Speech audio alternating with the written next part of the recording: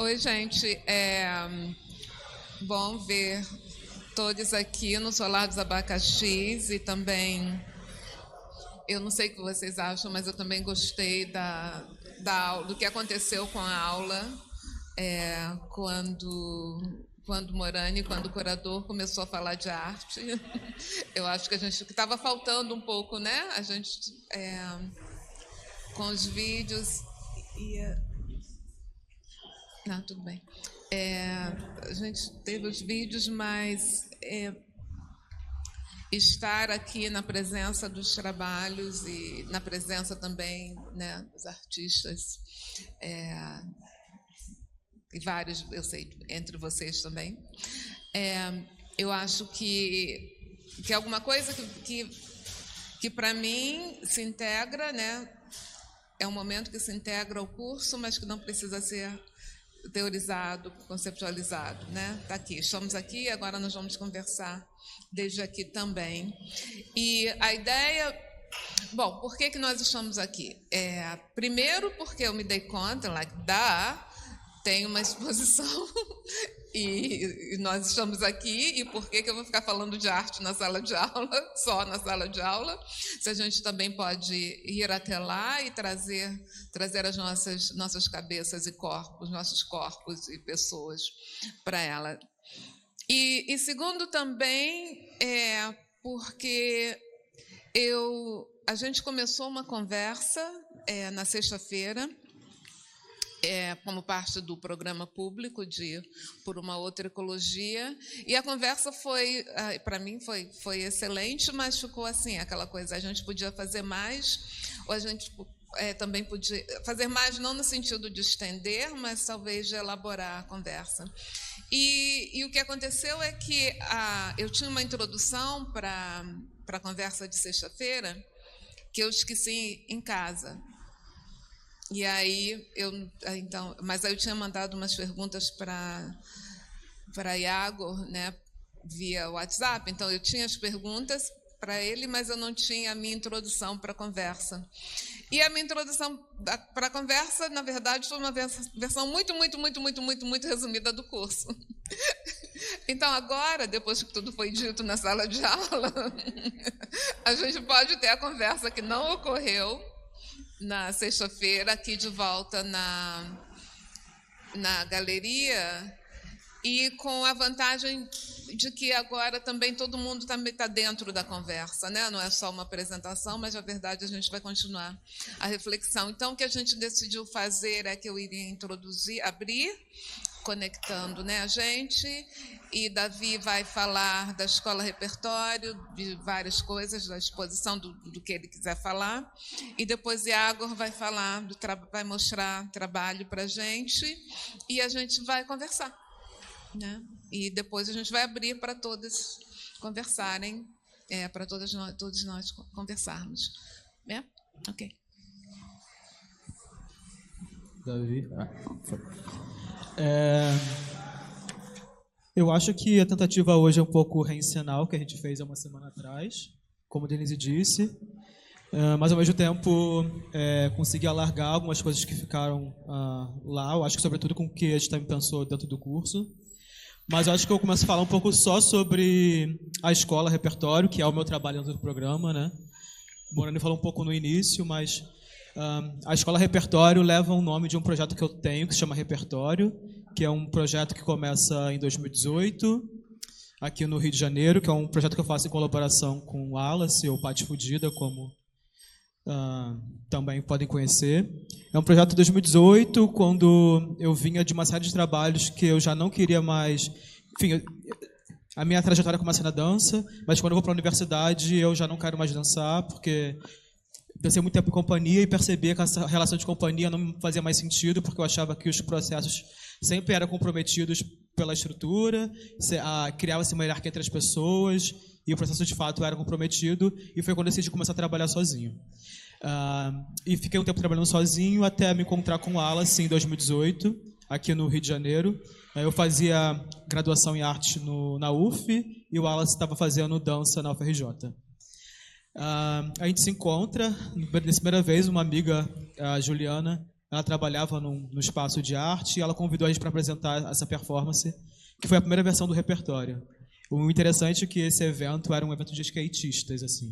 E a gente dançou, performou no trabalho pela primeira vez, no contexto que era meio esquisito, era um monte de bofe, era só skatistas. Enfim, o trabalho já nesse contexto muito doido, e eu acho que também informa muito o que é o trabalho, em alguma medida, assim. Em 2018 também, se a gente volta no tempo, a gente sabe como estava, o que aconteceu no Brasil nesse momento da história, né? O que estava acontecendo, sobretudo nas artes. Eu lembro que foi um momento também que séries de trabalhos foram censurados. Aí tem Wagner Schwartz em São Paulo, no Panorama, o Michael K. em Brasília, quando ele fez uma performance dentro lá de um evento de arte e a polícia só chegou e prendeu ele. E nesse mesmo contexto, eu e o Wallace, a gente se decide fazer um trabalho que envolve nudez, porque pra gente era fundamental ter a nudez enquanto parte do processo do trabalho. Enfim, a gente tinha um trabalho. A gente começou a pesquisar dentro do contexto da universidade, então a gente se dividia entre a UF, lá em Niterói, e a UFRJ, lá no Fundão. E a gente ficou durante muito tempo trabalhando assim, meio à distância, até que veio o primeiro convite para apresentar na Mostra Verbo da Galeria Vermelho, em São Paulo. Foi que a gente pensou, ok, a gente precisa organizar agora o que a gente tem, e a partir disso começar a ter um material para pensar. Aí tinha uma pergunta, assim, desde 2018, que talvez seja a pergunta que a gente faça hoje, e continue se fazendo, mas em 2018 a gente também fazia a mesma pergunta, de que era como elaborar uma coreografia de autodefesa. A palavra autodefesa coreografia e autodefesa tem sido a palavra que desde 2017, 2018, eu tenho pensado, sobretudo junto com o Wallace, também sozinho às vezes, mas eu sinto que a autodefesa, ela, durante todo o tempo, como eu me encontro com ela mudou completamente. Em 2018 já não é mais como eu me relaciono com ela agora em 2024.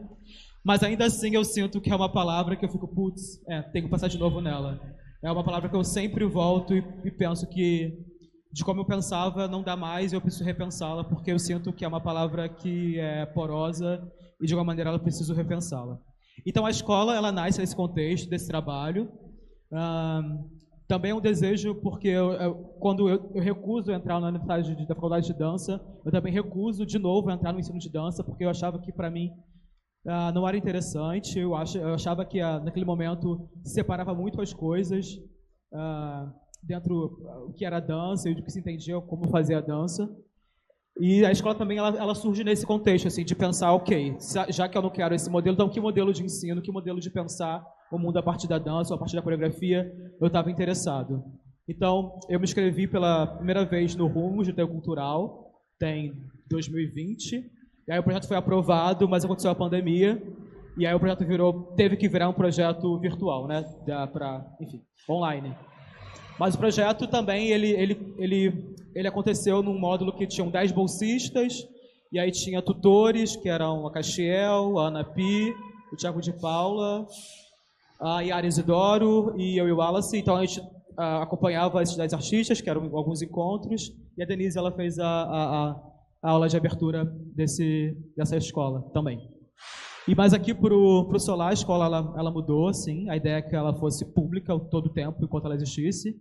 Então teve uma abertura, na semana passada a gente teve um encontro, teve uma abertura que foi a performance da Yara Isidoro, que é uma artista de Recife, e depois uma conversa com ela. Na semana passada tiveram 3 mesas, comigo, com a Inaê, da Denise com o Iagor, e uma fala a partir do filme da Castiel. E vai seguir a programação com o curso do Guilherme Ferreira, vai ter um curso de coreografia para crianças, mais alguma coisa que eu acho que eu estou esquecendo. Mas eu acho que no mais é isso.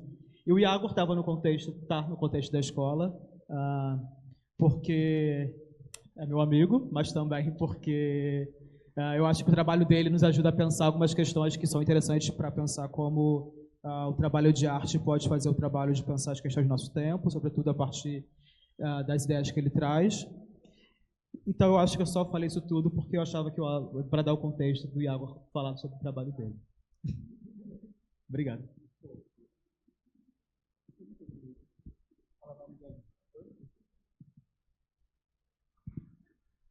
Agora. Fofo. Bem, obrigado, primeiro, Davi, pelo convite que aconteceu para participar da Escola Repertório, nessa fala junto com Denise, mas também obrigado, Denise, por convidar a gente por estar dentro do curso. Estou super feliz de estar aqui dividindo o trabalho com vocês também. Eu acho que eu trouxe até algumas imagens, mas como eu não tinha avisado antes também, a gente não preparou, eu vou fazer mais uma narração do que necessariamente exibir. O meu trabalho, eu acho que ele começa com dois problemas. O primeiro problema era um problema de linguagem, porque, assim como o Davi, também eu venho da linguagem da dança durante um tempo, então eu desenvolvo uma linguagem de performance, vou entrando nesse lugar de corpo, pensamento através do corpo, mas em algum momento o que mais me afeiçoava, ou o que mais me apetecia pensar mesmo, era o lugar de quando uma coisa junto com outra era algo impossível de ser dissociado.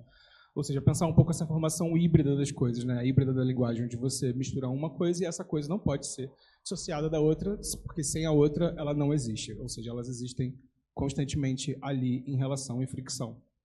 E aí, nesse movimento, eu começo a me aproximar de outras linguagens, como vídeo, instalação, escultura, e aí entrar um pouco nesse pé das artes visuais.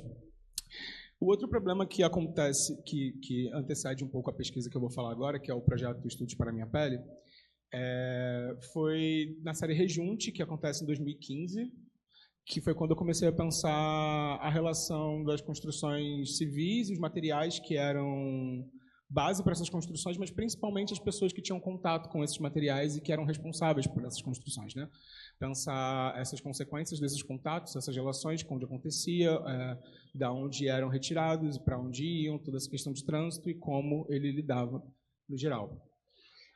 Mas ainda dentro dessa 2015, nesse momento, eu ainda participava e fazia de uma série de performances e vídeo performances, onde o meu corpo, no final das contas, era o meio principal da linguagem, de alguma maneira. Ou ele estava ali exposto de uma forma quase crucial para o trabalho, porque o trabalho também acontecia através dele.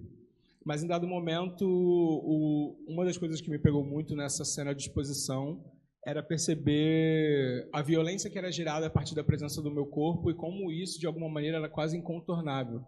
Então, eu começo a recusar estar presente necessariamente e a buscar por uma outra materialidade, que é o que talvez eu fale um pouco mais hoje, que pudesse funcionar ou que pudesse acontecer, existir como uma extensão do meu corpo, que não fosse o meu corpo e que fosse um corpo por si só, né? Ou seja, uma materialidade que exercesse algum tipo de modificação, performance, assim como o meu corpo também no espaço tinha isso. Então, eu iniciei uma série de experimentações alquímicas.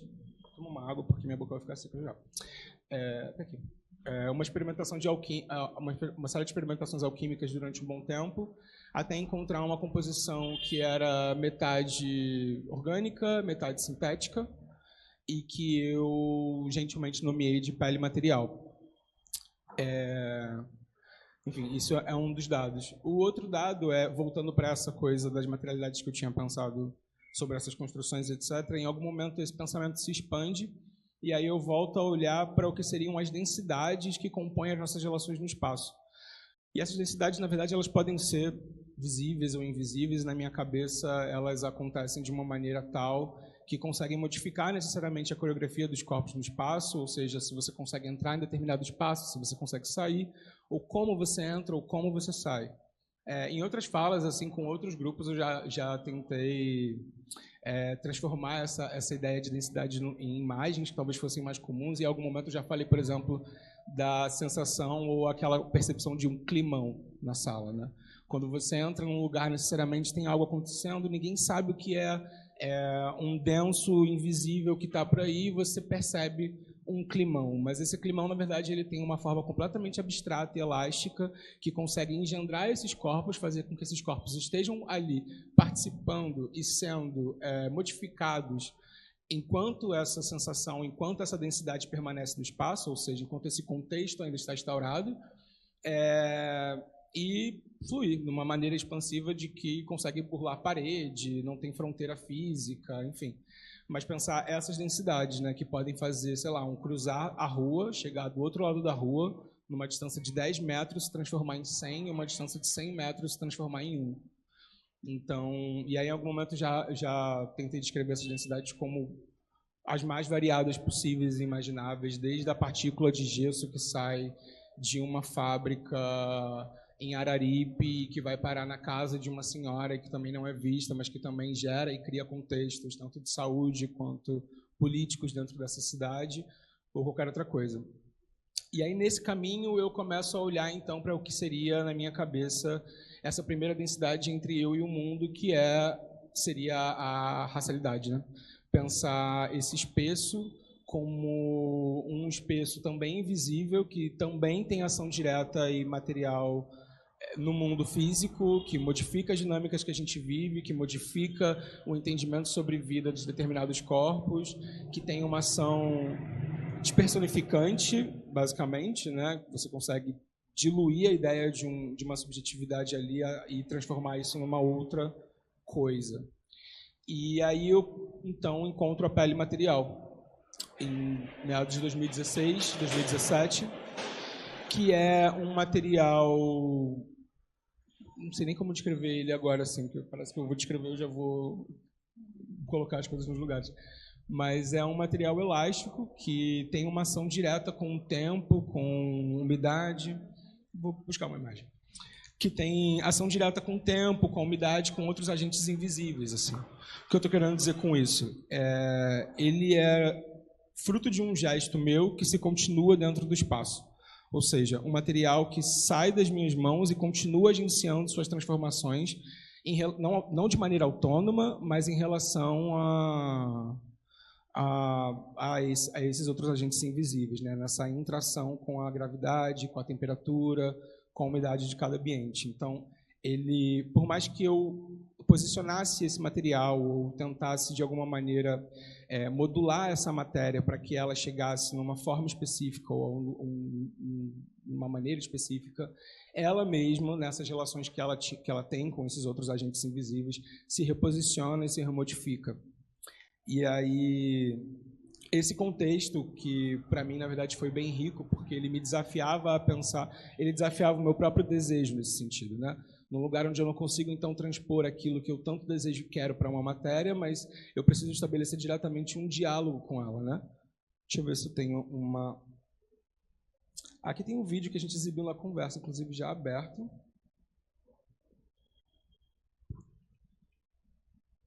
Eu não sei se vocês conseguem ver que esse vídeo, ele especificamente é um componente de um trabalho que eu fiz em 2020 para a plataforma Eco, da qual a Denise também faz parte. E o vídeo se chama Ali Entre Nós, um Invisível Obliterante. E ele enfim, várias etapas de formação da pele material, desde o seu momento de criação a esse momento onde ela possivelmente pareça uma imagem virtual, mas na verdade ela foi filmada, gravada, registrada. Isso é um material que existe, apesar de parecer de uma outra ordem.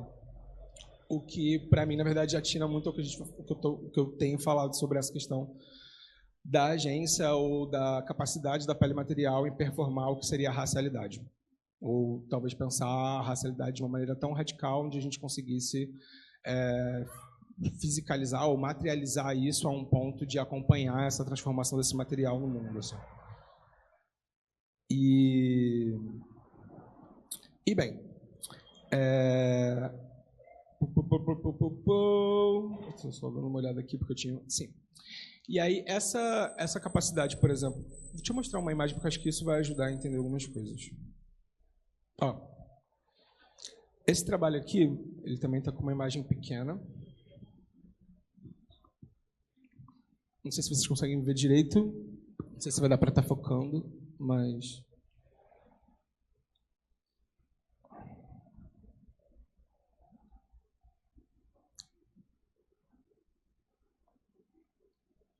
Todo mundo conseguiu, pelo menos, ter uma ideia, mesmo que de longe. Entendeu? Então, aqui já é uma instalação chamada da frequência, que eu vou repetir agora no... Repetir não, porque é impossível. Mas eu vou fazer mais uma vez, de uma outra maneira, no eFuturo agora, dia 14 de setembro. Estão todos convidados, quem quiser aparecer.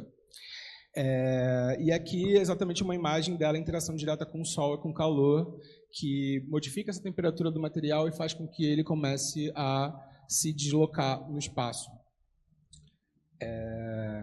E um outro, esse quesito elástico, essa característica elástica do material, durante muito tempo ela ainda é o mote disso, porque para além dessa elasticidade física dela, existe algo nesse processo ou nesse caminho que me faz pensar a elasticidade discursiva do material, né?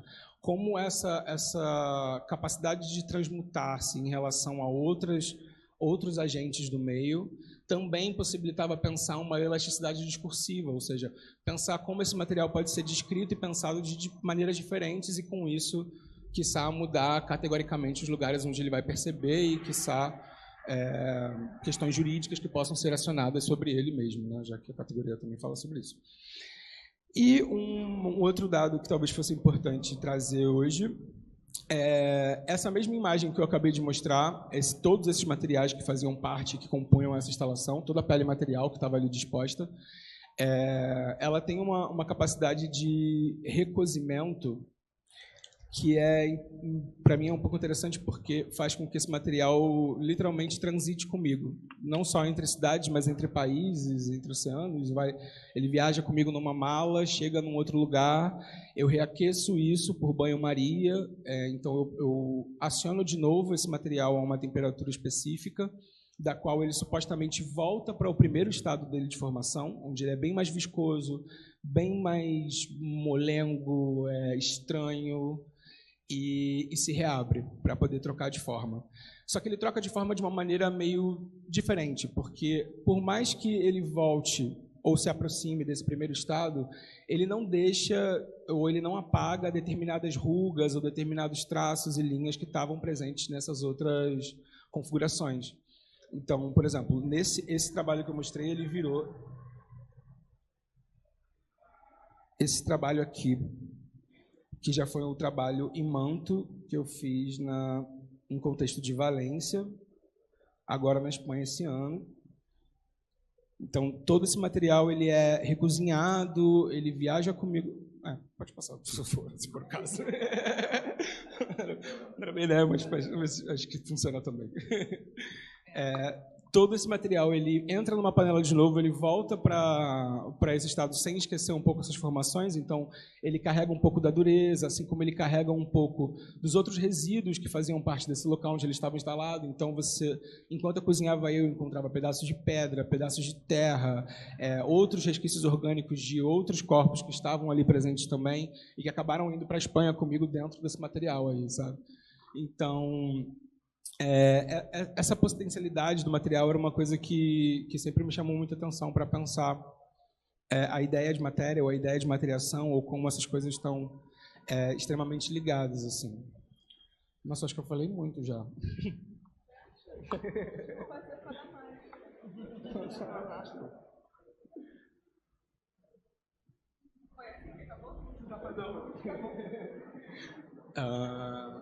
que deixa eu pensar.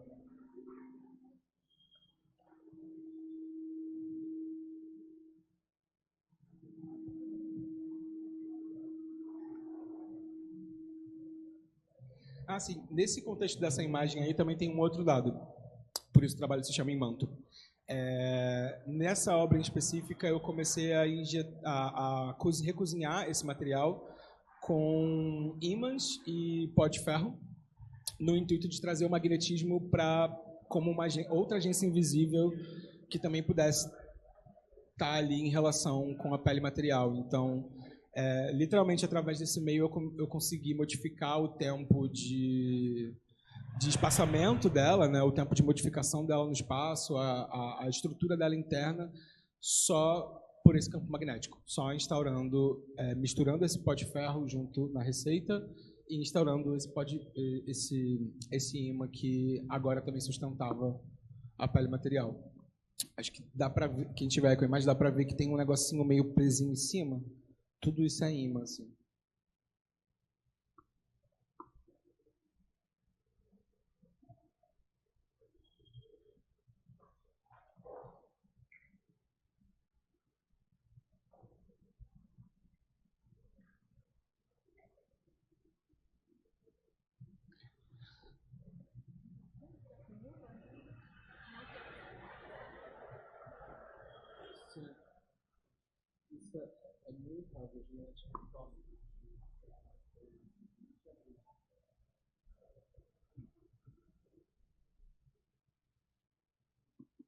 E aí, acho que uma das perguntas que surgiu nesse primeiro contexto, junto dessa pesquisa do Estudos para a Minha Pele, que abre esse guarda-chuva para todos esses trabalhos, era pensar o que aconteceria, então, quando uma materialidade deixa de ser uma materialidade pensada para uma representação de algo ou para uma ilustração de algo, e a gente passa a encarar ela como um agente próprio que também tem suas relações diretas com o mundo e etc. Assim, o que acontece quando a gente percebe essa mudança e participa dessa mudança de alguma maneira, né? Porque acho que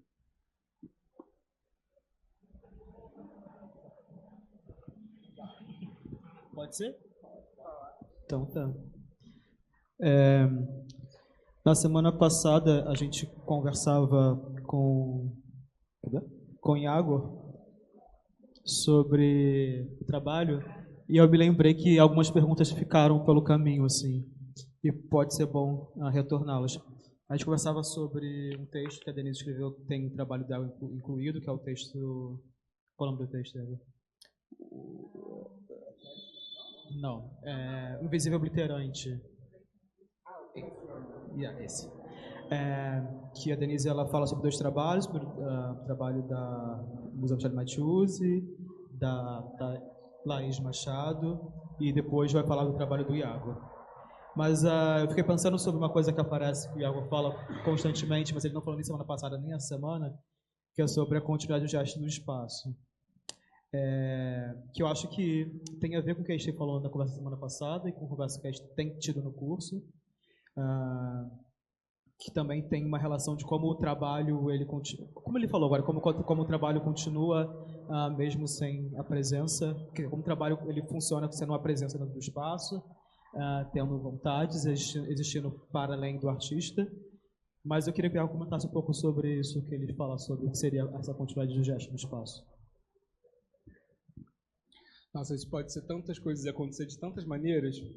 No meu trabalho, eu meio que mapeio essa ideia de um gesto continuado no espaço muito acho que antes da linha de pensar a questão da materialidade e essa agência física dela, mas pensar justamente o momento em que esse trabalho sai, enfim, existe uma intenção óbvia, esse trabalho existe, ele acontece, o gesto acontece, e para além desse movimento que já vai acontecer com essas outras agências que eu tinha falado, né, tanto a temperatura quanto a umidade e a gravidade, existe, na minha cabeça, a matéria pensando por si, né, ou a matéria em relação, então, com essas outras matérias que poderiam sermos nós, no caso, que vão encontrar com esse corpo de trabalhos e que vão também pensar sobre isso. Assim. Então, quando eu falo sobre o gesto continuado no espaço, eu falo de uma ideia de fugir ou de pensar algo que fuja do nosso controle, necessariamente. De algo que está para além das minhas mãos e um gesto que não vai falar só sobre as minhas intenções formais, mas talvez mais sobre um processo de formatividade das coisas, né? Onde o que interessa no final não é uma forma final, não é um resultado ou uma busca estética por X ou Y, e sim um caminho e um processo que é talvez o lugar mais próximo que eu entendo essa ideia de matéria. E essa ideia de um gesto continuado no espaço, ela tem muito a ver também com essa coisa que eu tinha falado no início, de pensar essas densidades invisíveis ou visíveis que compõem essa relação no espaço, e como às vezes um gesto necessariamente é o suficiente para você modificar toda uma relação maior, e como essas coisas podem reverberar para além do que está aqui, do que parece ser o limite do corpo, e na verdade não é, né? Acho que...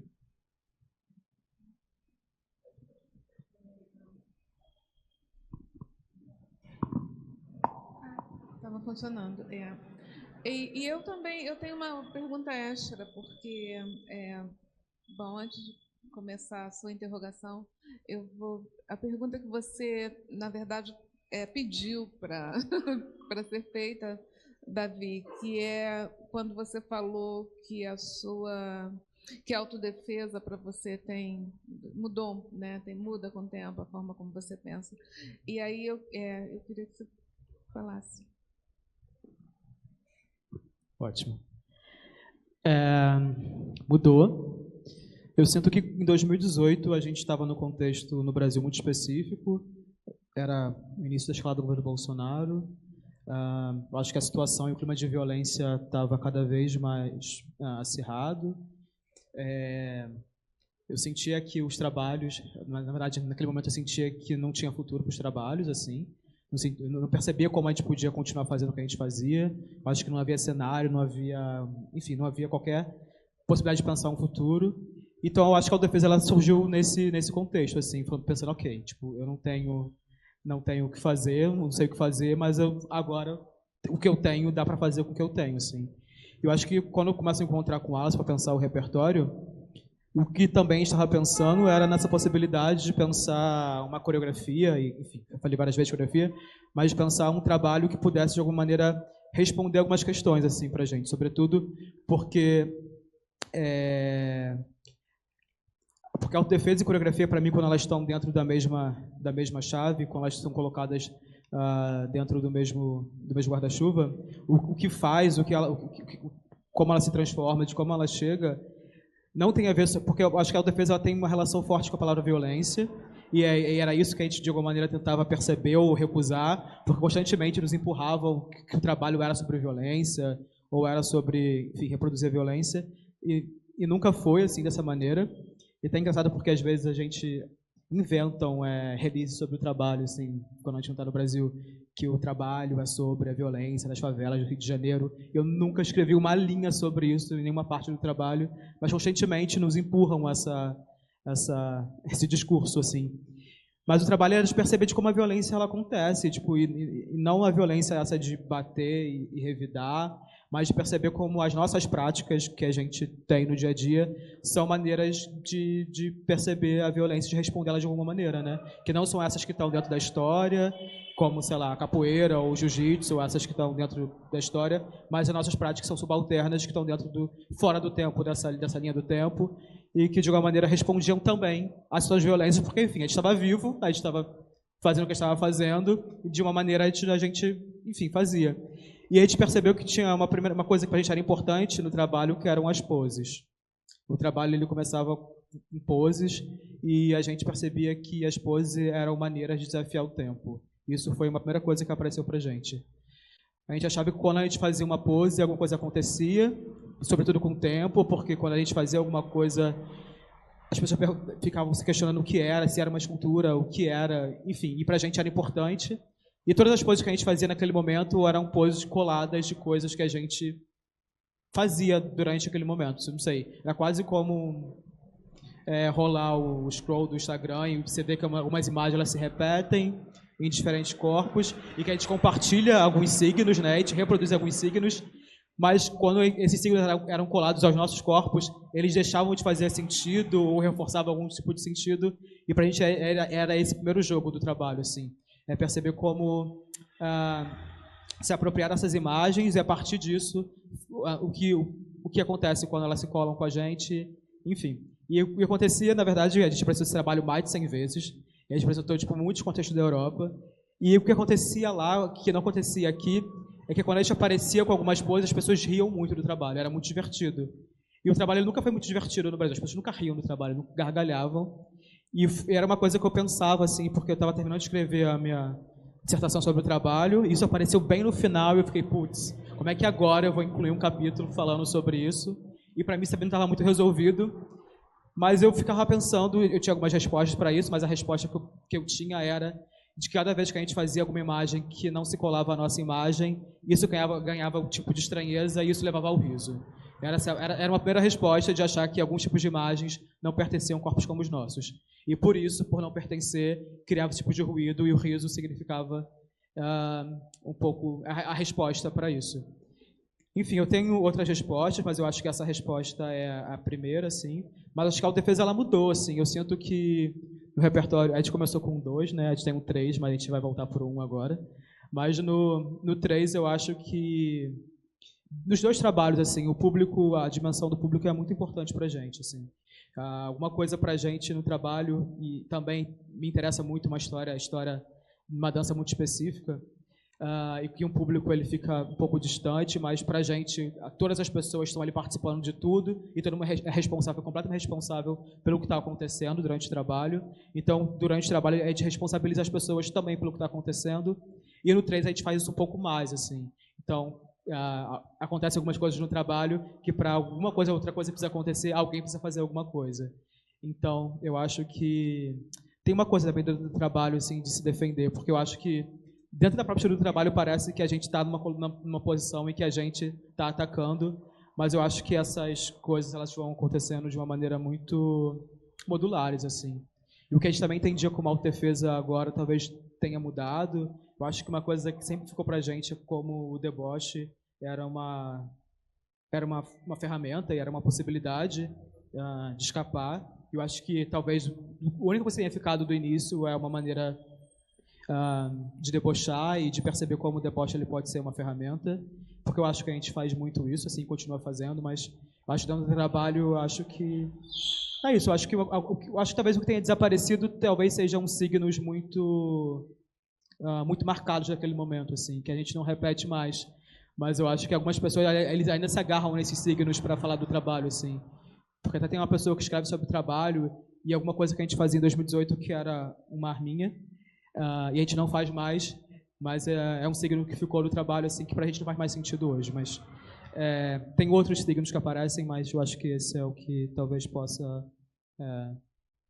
ajudar a pensar. Obrigada. Continuar a pensar com autodefesa.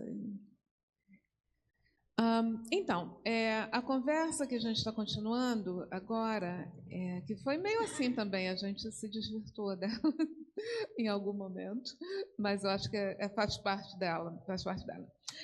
Então, era uma mesa, né, um painel, nós três, e o título era Matéria Escura, lendo trabalhos de arte enquanto continuidades de gestos no espaço. A frase um pouco modificada de Iago. E tinha uma pergunta, na descrição que nós recebemos, tinha uma pergunta que sua, né? De Davi. O que acontece com as noções convencionais de obra de arte quando ressaltamos seu aspecto material e afetivo? E eu preparei esse texto, que eu não vou repetir, porque a gente já cobriu muitas vezes na sala de aula, e três perguntas para Iago, e uma delas, a primeira, eu acho que a gente nunca saiu da primeira, né? Então, vamos ver o que acontece hoje. Então, a minha primeira pergunta, que é verdade, que eu comecei a pensar, quando eu comecei a pensar sobre a mesa e o que eu queria falar, a primeira coisa que me veio à cabeça, e aí eu fiquei especulando na minha cabeça sobre essa distinção, entre matéria e material. Né? A gente, ainda mais por conta do seu trabalho mesmo, né? E para mim ali está tudo colapsado. Então eu fiquei pensando, será o que é água? Se você tem pensado sobre isso e o que você tem pensado sobre isso como distinção, eu já sei o começo da resposta, mas o pessoal aqui não sabe. Mas faz sentido, né? Matéria e material, né? Aí quando a gente começou a conversar, você adicionou umas coisas.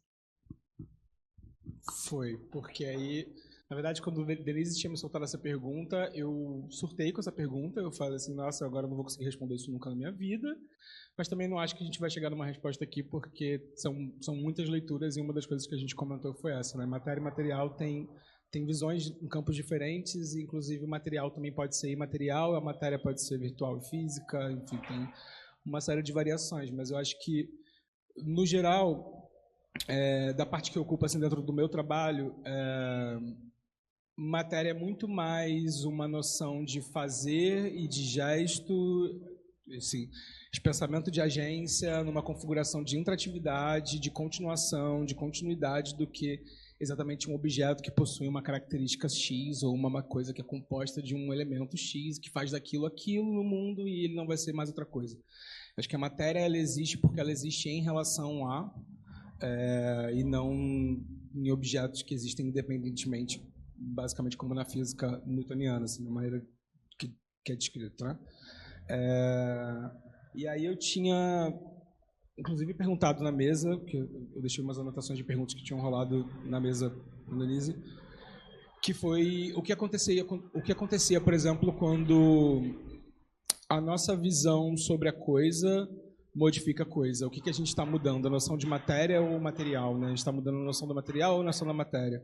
Ou, por exemplo, a matéria de um trabalho pode incluir a pessoa artista ou a sua intenção, sem, nesse sentido, participar materialmente? Ou existe como dissociar a composição da matéria do material? Ou, por exemplo, existe o quanto o material informa sobre a matéria e como se constitui uma matéria que é feita de imaterialidade? Ou, ao contrário, quando a gente pensa... ou como a gente pensa uma matéria virtual que é constituída por materialidades físicas, nesse caso, como literalmente componentes que operam como meio para que essa matéria virtual possa chegar e se disseminar.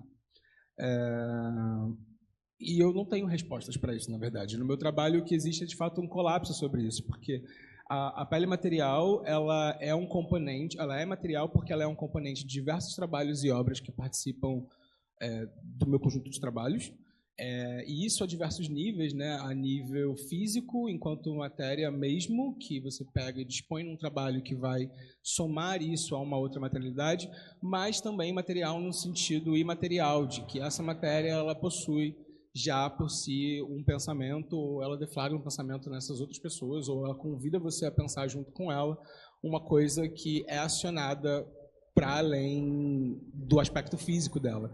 Então, tem outros aspectos da matéria que acabam entrando e permeando outros trabalhos que, às vezes, por exemplo, a pele material não aparece, mas que ela está lá. Como foi o caso do Tremor e pensar essas agências invisíveis na época. Não. Tá?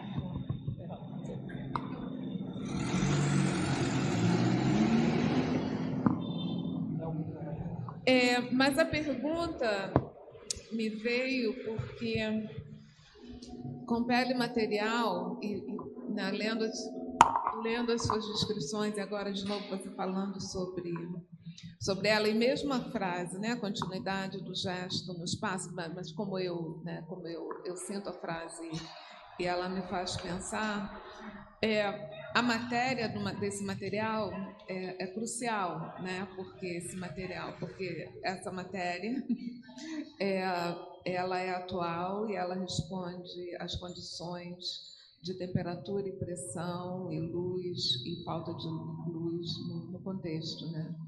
Então, então aí me parece naquilo do material que você criou, né? Nesse caso você criou o material. O material que você criou tem a sua própria, tem um modo de existir, que é o modo de existir da matéria, que nunca é totalmente controlado por quem usa como material, entendeu? Então é nisso que eu estava pensando, mas é uma distinção que não tem separação, né? Porque isso existe dentro como constitutivo da matéria, do material que você criou, mas que não deixa de ser matéria. Então eu fiquei pensando, a minha pergunta direta é a distinção, mas eu estou mais interessada na indistinção, né? E é por isso que a gente não pode responder a pergunta sobre a distinção, porque eu estou mais interessada na indistinção. E também que aí é só pura especulação, sem lugar nenhum, e a gente especulou um pouco quando a gente veio caminhando lá da Cinelândia para cá, na sexta, é sobre o significado de material, né? O que é material... Inclusive, o mais abstrato, que é a distinção entre alguma coisa que é material numa certa situação ou que não é, que significa que tem valor, né? Aí se importa, tem importância ou não, né? O que é imaterial não tem importância numa certa situação. Então, também tem não sei, tem várias várias maneiras de essa distinção, articulando essa distinção, eu acho que traz nos ajuda a refletir sobre as diferentes possibilidades de pensar como a existência do humano, da coisa humana com as outras coisas, para além daquela lei, da lei, entendeu? Da lei da especificação da natureza e do princípio de finalidade da natureza, né? Porque esses dois pressupõem que a gente tem controle sobre, que você tem total conhecimento do material que você cria, né? Então, mas é uma pergunta para a gente começar a pensar, né, outras coisas, né? E aí eu acho que o seu trabalho é absolutamente fascinante nesse sentido, que um monte de coisas que demoram a chegar, mas que me vêm. Você quer falar alguma coisa? Na verdade, a descrição dessa conversa eu tirei um pouco de um texto que você escreveu para o prêmio do Iago, prêmio Pipa, né, 2023, que também era um trabalho que era o Tremor. Você não falou dele hoje, né? Citei. Tá. Assim. Tá, mas o convite é para falar sobre ele. Então, que é o trabalho Tremor, que a Denise escreveu o texto para o prêmio do Iago, que foi o trabalho que o Iago fez no Paço Imperial, né? Na verdade, era o mesmo convite para você falar um pouco sobre o Tremor, porque eu queria fazer uma pergunta sobre ele depois. Aqui. Então, o Tremor, justamente eu estava falando sobre como a pele material, nesse sentido, ela pode ser um componente mesmo não estando presente fisicamente, né? E eu acho que o Tremor, de alguma maneira, ele é um exemplo disso, porque ele é um trabalho onde, na verdade, nada, aspas, aparece. Eu já vou explicar exatamente o que ele é. Mas ele guarda um pensamento que surge junto com essa relação com a pele material, que é olhar, enfim, contraditoriamente, olhar para essas agências invisíveis, né? Mas, assim, buscar essas relações e entender como essas relações acontecem e se disseminam no espaço. E o Tremor, ele acontece, na verdade, depois de muitas coisas, depois de toda essa soma de pensamentos com a pele material, depois de uma visita que eu fiz a uma exposição de Denise num contexto em Barcelona, no MACBA, que foi a Corpus Infinitum, que tinha um trabalho que eu amo muito, que eram as pedras quentes junto a um filme, numa das salas, que era também um componente do filme, que acho que a Denise pode falar um pouco depois também pra gente. Mas o Tremor, ele veio para pensar a relação do invisível e essa disseminação, ou seja, ele é um trabalho que ele não acontece visivelmente, você não pode perceber ele no espaço visivelmente. Eu tenho uma imagem dele, mas é divertido porque a imagem, na verdade, não comunica nada. E eu já passei por esse problema algumas vezes com esse trabalho, de tentar explicar, e aí agora o que eu tento mostrar é essa imagem que tem pessoas, para ver se as pessoas se relacionam de uma maneira melhor, porque senão a imagem que eu mostro... as pessoas estão no trabalho nesse exato momento. Senão a imagem que eu mostro é um piso vazio, que não tem nada e que as pessoas pensam que é necessariamente um piso. Esse trabalho ele foi instalado no Paço Imperial ano passado, né? Durante o contexto do Prêmio Pipa. E não sei se todo mundo já foi no Paço Imperial, ali naquela sala onde normalmente acontecem as exposições, mas ele foi instalado exatamente na metade da sala, num lugar que é um lugar transitório. Quase obrigatório de passar se você quer, de fato, ver a exposição inteira. Então, o meu trabalho ficou ali, naquele momento, e ele acontece, na verdade, com uma instalação de uma vibração no espaço, uma vibração no solo do espaço, uma tentativa de fazer com que criar um processo escultórico que tivesse um maior compromisso, que não tivesse compromisso com a visibilidade, né? Pensar um corpo que está no espaço, mas que não está deflagrado pela luz no espaço, mas que ainda assim é perceptível, mas dessa vez por um outro viés, né? Com uma outra maneira de talvez entrar no trabalho e se aproximar do trabalho, né? Então, é uma obra, essa vibração, na verdade, ela acontece, tem uns dispositivos que foram instalados, tem uma coisa que é coberta, a gente fez um platô, porque, né, o Paço Imperial é um lugar, é um patrimônio histórico, assim como as pedras embaixo, então não pode encostar nada ali, tá, gente? Quem for fazer trabalho lá, fica ligado, não pode encostar nada, nada pode mudar ali. Apesar de que já é um edifício que vibra e que se movimenta muito, né, durante todos esses anos, já com todo esse aterro, a água que tem embaixo, então é um prédio que treme, é um prédio que acontece uma série de coisas. E lá foi o Tremor, que era essa tentativa de criar uma escultura que engendrasse corpo do público, espaço expositivo e arquitetura. Ou seja, ele é um corpo que se dissemina sobre essas três coisas e ele só acontece no contato com essas três coisas. Eu lembro muito de um comentário que Denise fez nesse contexto do PEI, lá no MACBA, e também dentro da exposição dela, que é uma frase que eu gostava muito, que era muito simples e que diz muito para mim, que é: tudo que você toca, toca você também, né? Pensar que essa relação do contato é um lugar possível de mediar esse outro corpo, que no caso acho que Denise estava citando como calor, mas pensar esse corpo que é invisível e que consegue ser percebido, mas não necessariamente deflagrado pela luminosidade. Ou seja, ele não está necessariamente nesse campo do visível, apesar de estar aqui mexendo diretamente com o nosso corpo. Então, o tremor é basicamente isso, assim, e ele pode acontecer, na verdade, de maneiras diferentes. No Paço Imperial, ele foi instalado com esse platô, com toda essa relação, mas na outra exposição que eu fiz também recentemente no contexto da Espanha, eu instalei motores vibratórios, que são motores industriais, feitos dessas grandes indústrias que ficam mexendo uma pedra, sei lá, se uma pedra tem que andar tantos metros, o povo deixa o negócio tremendo lá. Aí eu peguei isso, uns 3, enfiei direto no solo, que era mais ou menos isso aqui, e esse era o trabalho. E aí começam a acontecer as diferenças, né? Porque o trabalho ele é uma premissa de instalação, ele é esse gesto, né?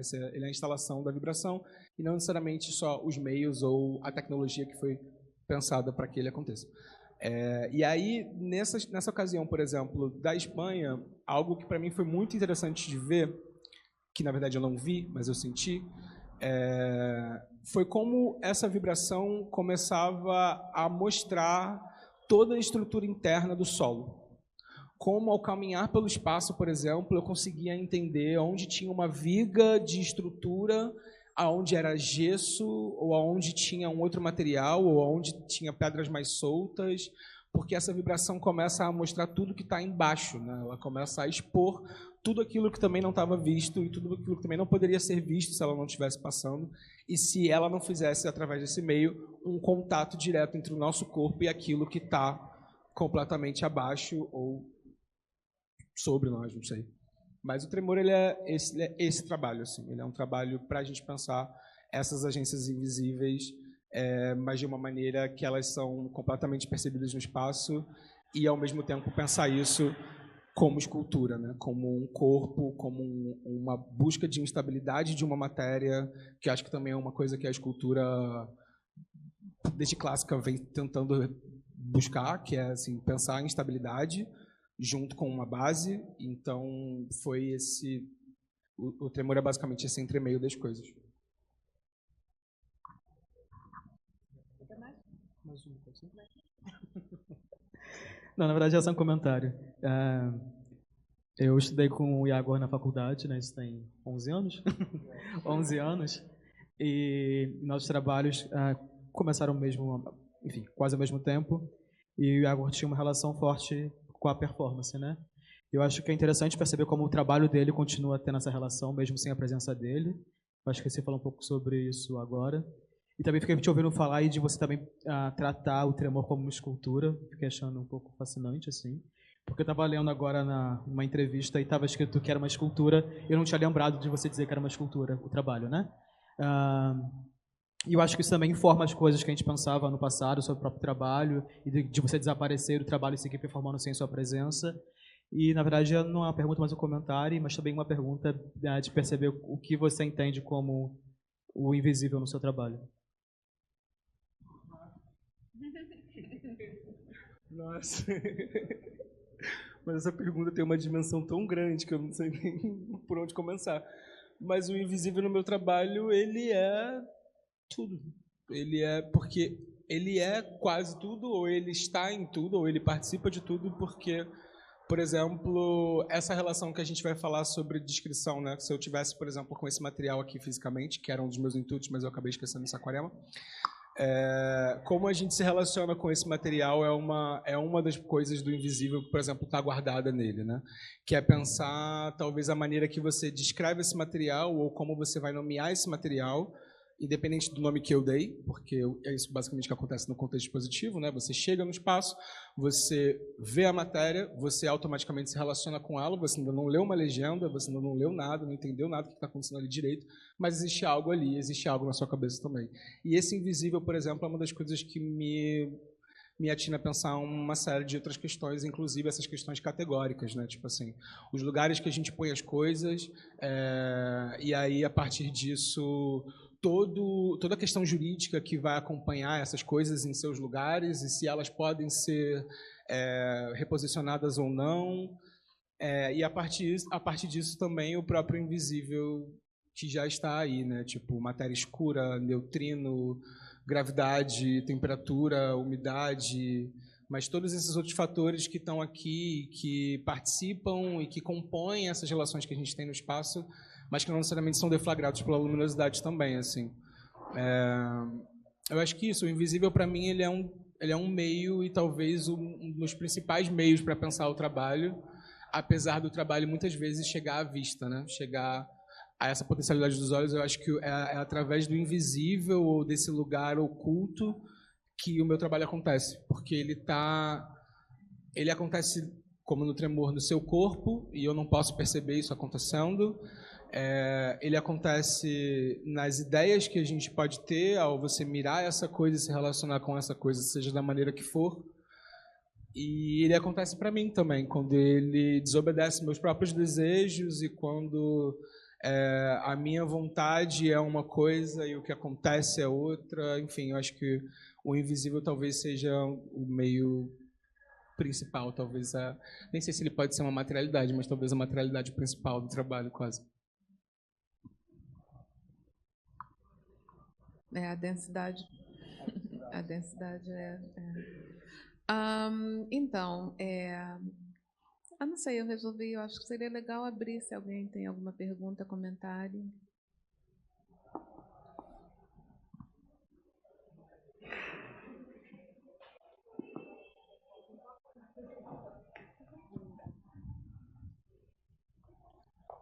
Boa tarde, me chamo Thaís. Essa pergunta me pegou do visível, porque eu sou psicóloga, então o visível e o invisível para mim está no sensível, né? Que não é palpável, mas que está numa vibração sensorial que se espalha pelo corpo, pelo olhar também, daquilo que a gente pode transmitir, né? Ou então daquilo que a gente sente no ambiente, no clima, no barulho, né? No incômodo também.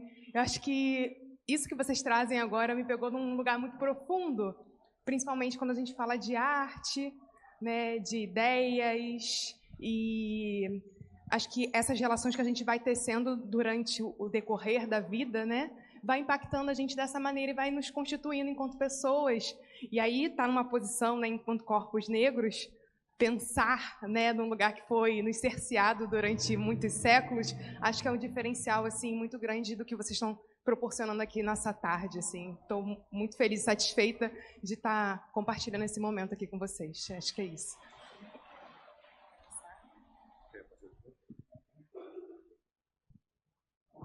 Alguém quer falar daqui? Não?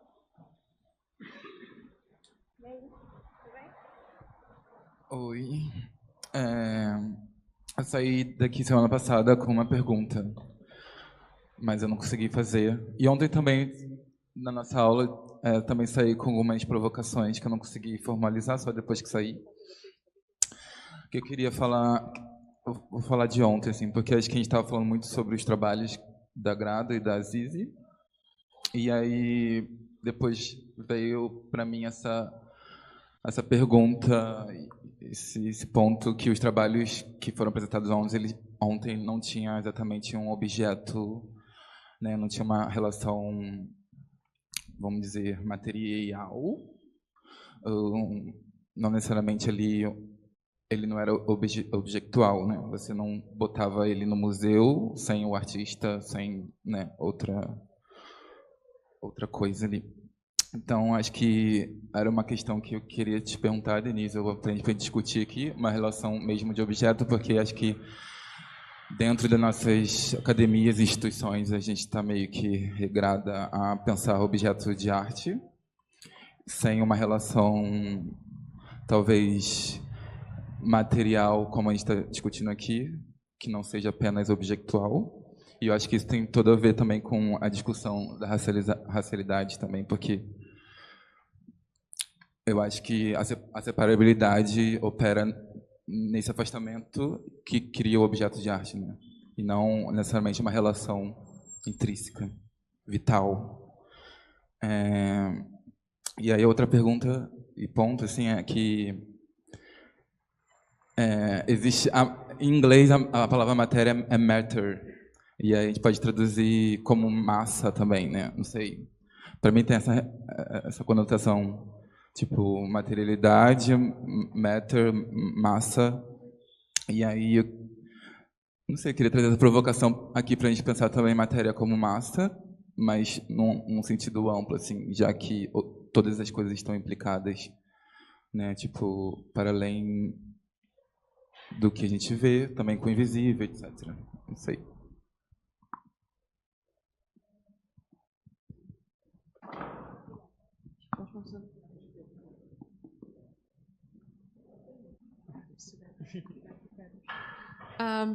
Não, obrigada pelos comentários, né?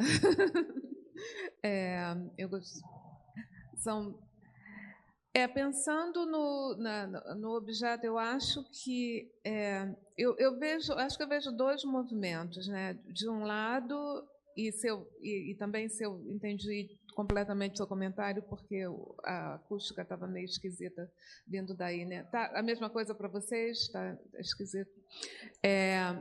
Mas eu vou responder ao comentário que eu entendi. Então, eu vejo dois movimentos com essas artistas, né? Entre elas eu me incluo também, né? Eu acho que de um lado tem esse movimento de não só de não focalizar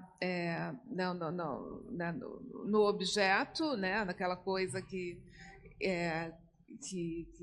toma que define o estético, na verdade, um pouco, né, são artistas que mudam, né, da dança para filme, para escultura, para outras coisas, ou que mudam a dança no processo, como Davi Wallace, ou e se tornam artistas multidisciplinares, ou que e por outro lado também que fazem uma outra coisa com aquilo que seria o objeto, né? Então, por exemplo, na minha instalação para a Bienal de São Paulo ano passado, eu falei, tá, eu faço, tem o estúdio da metafísica dos elementos, ele se confunde com a Bienal e ele não vai estar lá em alguns momentos. Então, a ideia era desaparecer com o negócio.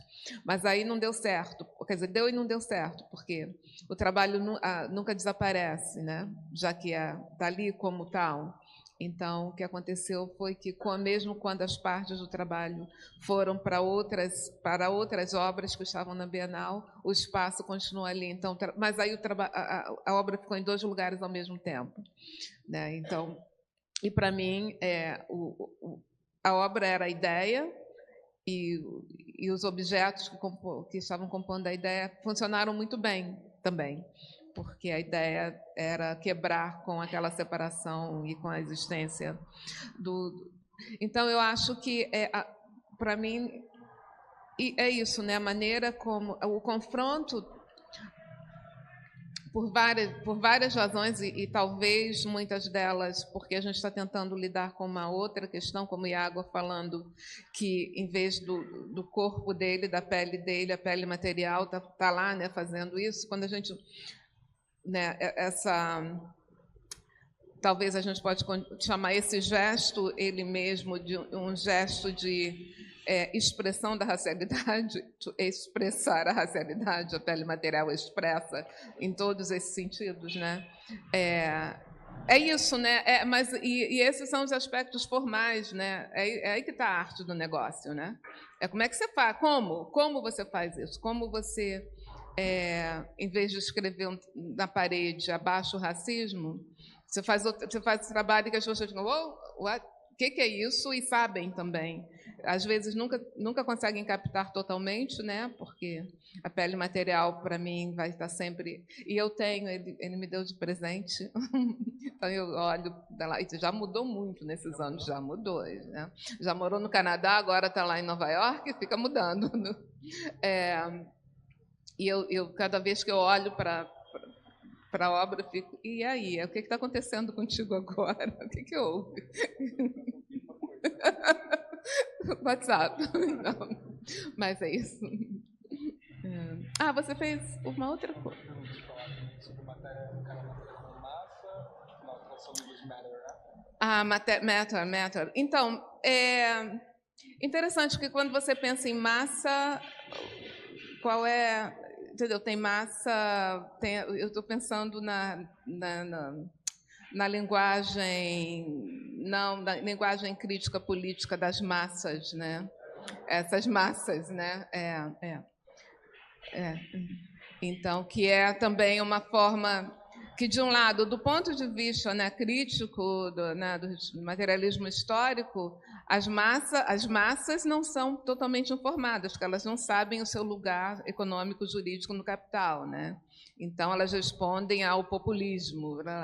Mas não tem por que a gente não pode também pensar na possibilidade desse momento, né? Desse momento de inseparabilidade como também um momento para articular uma perspectiva política que não esteja já fragmentada pelas estratégias que o neoliberalismo tem de cooptar a gente, incluir, etc. Então, né?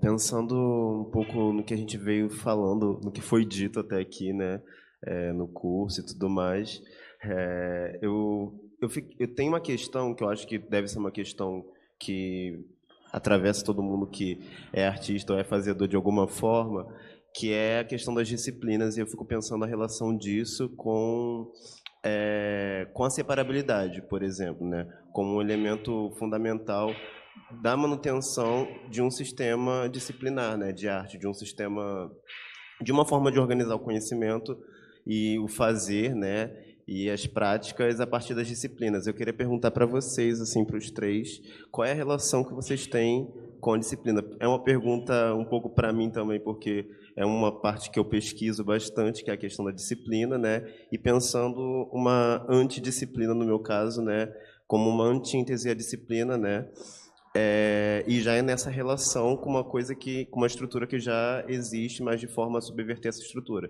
Então, eu queria saber se para vocês essa relação com a disciplina é uma relação conflituosa, é uma relação de amor e ódio, é uma amizade colorida. Quem começa? Eu posso começar, porque a minha resposta é bem rápida. Eu sou completamente undisciplinada. A minha relação com a disciplina... bom, minha mãe pode dizer ainda. Não undisciplinável, mas, pois é, só vou falar isso, porque eu acho que... A minha resposta também era bem curta, assim, que eu estou entendendo a disciplina que você está falando, ou talvez da maneira que eu encarasse como essas linguagens, né, como essas segmentações, é isso? Por aí? Mas também de disciplina. Certo. Não, o meu compromisso nesse sentido é completamente com a traição, assim. Não seguir ou encontrar, talvez o que eu tinha falado um pouco no meio, um lugar onde uma coisa só pode ser aquilo porque é aquela coisa em relação com essas duas outras coisas. Então, ela não poderia ser isso se ela tivesse, por exemplo, um aspecto disciplinado, sabe? Se ela participasse de uma organização tão metódica que pudesse separar ela de uma outra coisa, a ponto que essa outra coisa ali que a gente está falando agora não existisse, sabe? Então, e fora isso também, eu acho que agora falando de disciplina, a pele material em si, ela aconteceu por conta de uma indisciplina. Porque eu fiz material uma vez, fui viajar 2 meses, achei que tinha dado tudo errado, que nada tinha acontecido, eu passei lá, esqueci aquilo jogado numa mesa de trabalho, que ficou lá. E aí eu voltei e encontrei com uma outra coisa, depois eu pego esse material, deixo no quintal para passar, sei lá, Então tem uma coisa assim de um descompromisso que é super compromissado, que parece que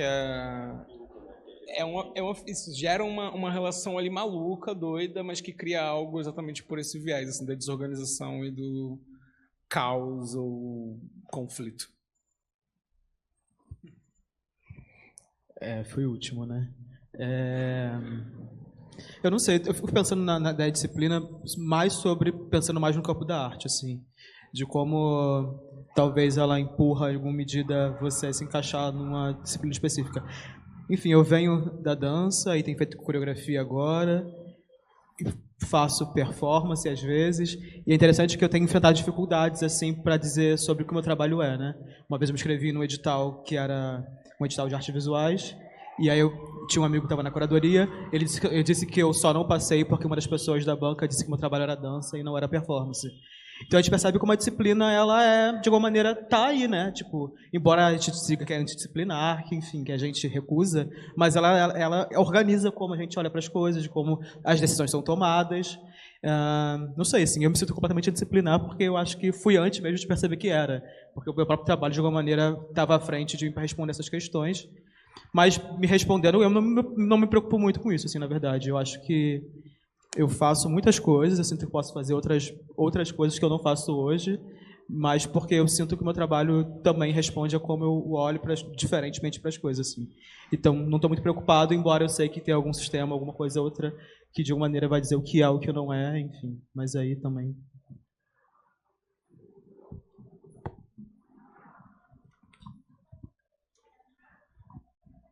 Boa tarde. Eu acho que a pergunta seria mais direcionada para o Iago, mas acho que os três podem responder também, acho que seria interessante.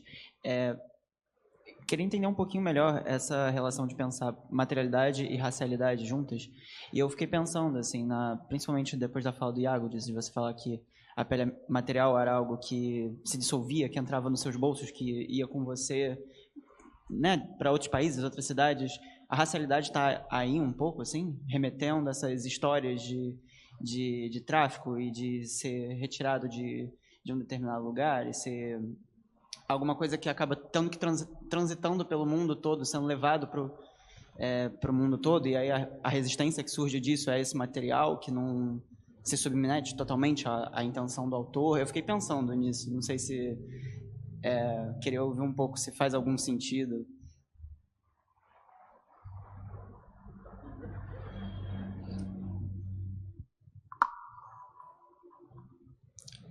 Você falou primeiro, a racialidade seria...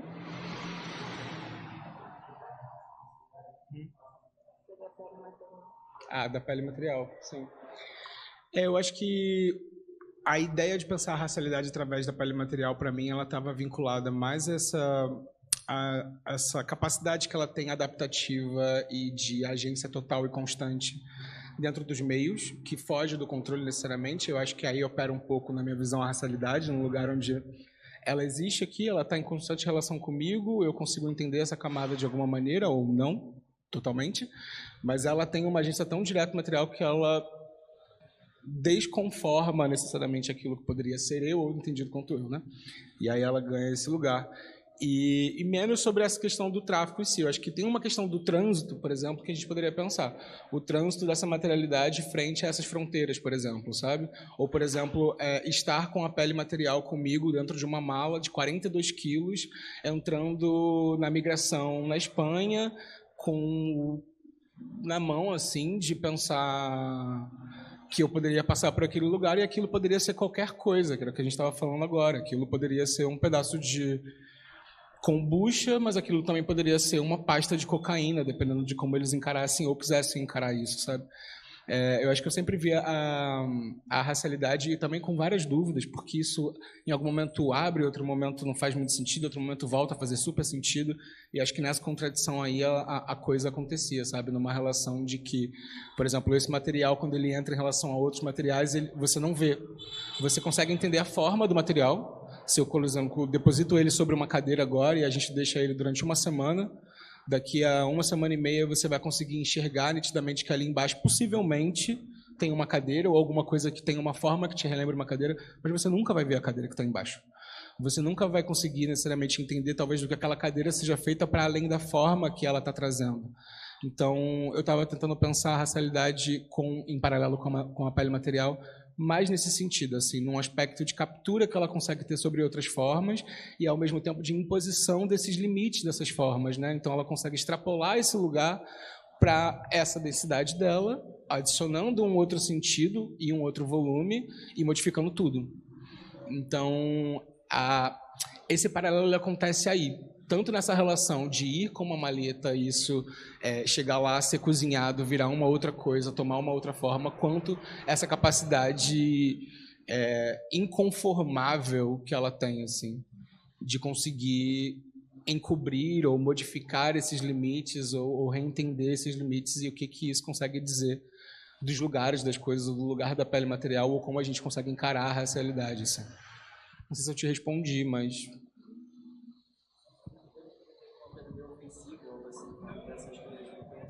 Não, eu acho que é super cabível, assim. Estamos aqui para isso, na verdade.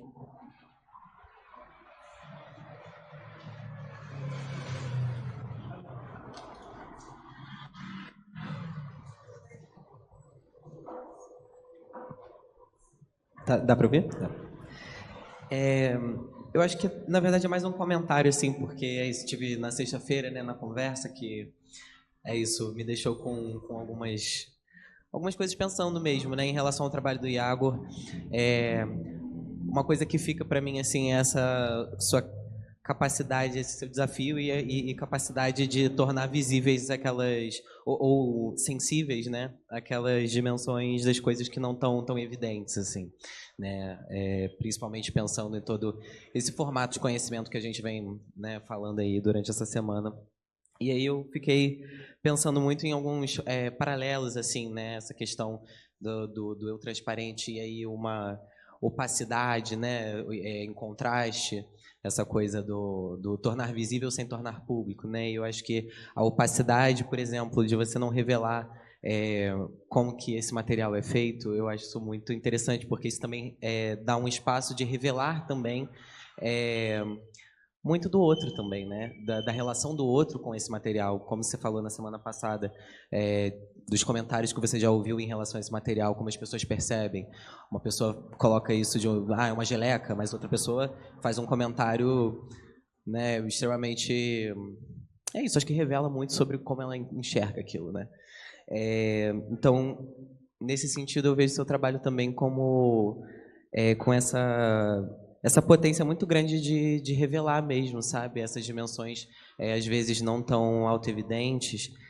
O tremor, ele revela, mas a pele material ela também está revelando aí, né, a partir dessa relação com o espaço e com as pessoas. Enfim, eu acho que é mais um comentário, assim, mas eu fiquei pensando muito nesses contrastes, assim, né? A transparência, a opacidade, a rigidez, a elasticidade, a estaticidade e essa interatividade do material, né? Então, como você também está colocando totalmente em jogo, né? Esse entendimento de um trabalho de arte que está estático ali, pronto, acabou, não. Ele está em constante relação ali com a arquitetura do espaço, com o ar, enfim. É isso, acho que é mais um comentário, mas talvez se eu pudesse fazer uma pergunta é isso. Eu acho que como que você percebe que o teu trabalho, né, a pele material, enfim, e outros trabalhos, como que eles estão aí nesse eixo de revelação, talvez, sabe, essa relação de ocultamento e essa relação entre ocultamento e revelação. Bem, obrigado pelo comentário. Porque semana passada a gente comentou disso a partir de uma pergunta que o Davi tinha feito, né, que era exatamente qual era a composição do material que eu trabalho. E a resposta é isso, eu não falo qual é a composição do trabalho. Eu não digo exatamente do que é feito o material. E tudo isso nesse intuito mesmo, de confundir ou de criar essas aberturas, essas lacunas para esse confronto, onde, na verdade, o confronto é mais você consigo mesmo do que você com o material, porque você não vai encostar nele, você não vai bater nele, tem uma série de coisas acontecendo, mas você vai se confrontar, porque você se depara diante você mesmo e a maneira como você vai descrever e se relacionar com aquela coisa. Então, foi um pouco o que você estava falando, assim, eu já tive experiências de viajar, enfim, fui para Cali com esse material, e aí lá ele era uma coisa chamada pata negra, que talvez seja um pouco próximo da geleia de mocotó, aqui do Brasil, mas aí você vai para a Alemanha, eles descreveram com outro termo que eu também não sei pronunciar. Aqui no Brasil, também, dependendo da região, as pessoas se aproximam de algumas coisas e isso sempre soma ao sentido desse material, né? Lembrando que a fórmula dele seria uma coisa meio x mais 1 sempre, né? X como todo o potencial descritivo que a gente poderia chegar sobre esse material e o mais 1, que é o incapturável, que é o que sempre vai acontecer para além das nossas próprias tentativas de determinações sobre ele, assim. E é isso, eu acho que quando eu estava no início desse trabalho, a minha maior preocupação, e talvez isso seja uma coisa que apareça no texto de Denise do Past Journal também, no Invisible Betterting, que é um pouco pensar esses públicos, né? Pensar também para onde esses trabalhos, ou que tipo de comunicação, ou que tipo de interlocução a gente estava buscando, né? Eu acho que no sentido, quando eu comecei a desenvolver essa pesquisa, esse projeto, Estudos para a Minha Pele, o meu intuito não era, por exemplo, uma noção pedagógica das coisas, eu não estava ali a fim de explicar exatamente o que era a racialidade X por Y, ou os efeitos dela sobre isso, e mais pensar isso dentro, mais próximo dessas vivências dessas pessoas que são racializadas, enfim, que passam por esse processo também, que dividem essa visão de mundo, assim. Então de alguma maneira, para mim, era importante pensar um trabalho que aí me resguardasse, sabe? Que pudesse, antes desse contato comigo, dizer a partir dele o seu contato com essas coisas todas, e aí, nesse sentido, quase essa armadilha epistemológica, eu não sei, mas essa armadilha aí de pensamento para entender aonde nessa história também está a sua cabecinha, assim, ou como você enxerga essas coisas, e o que essas coisas, ou a maneira que você enxerga, diz sobre você, né? E não sobre a pele material, porque ela já é descrita de várias maneiras, então não teria uma coisa. Eu tinha, inclusive, separado um fragmento de um texto Posso ler rapidinho também, é bem pequeno.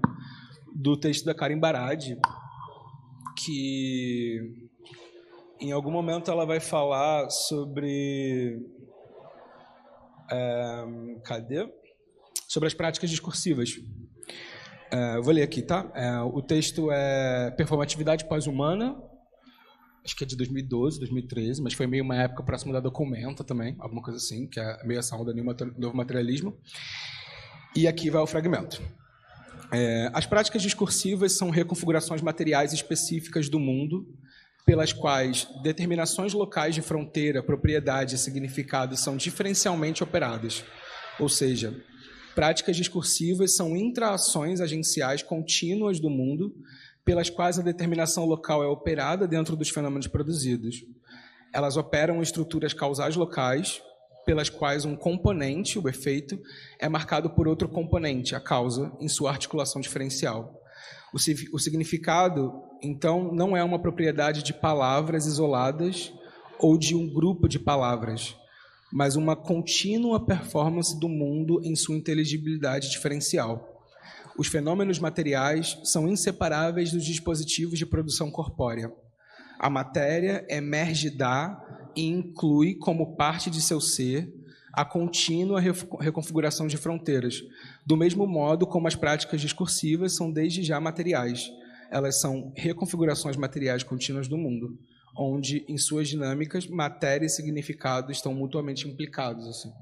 Enfim, ela é uma autora que eu gosto muito para pensar essas relações, assim, porque ela é uma coisa que vem aparecendo no meu trabalho desde muito cedo, porque, por mais que eu tivesse feito isso dentro da minha casa, etc., ele, em algum momento, inevitavelmente entrava em contato com essas outras figuras, seja a crítica especializada de arte, ou seja o público em geral, ou seja minha mãe, e todas essas pessoas tinham uma opinião e uma percepção sobre esse material. E cada vez mais que essas pessoas me davam essas percepções, essas coisas, o material mudava, sabe? E não fisicamente, mas ele mudava de relação ou potencialidade de formação, porque aí outras coisas começam a surgir e a se tornarem próximas também, né, vizinhas, assim.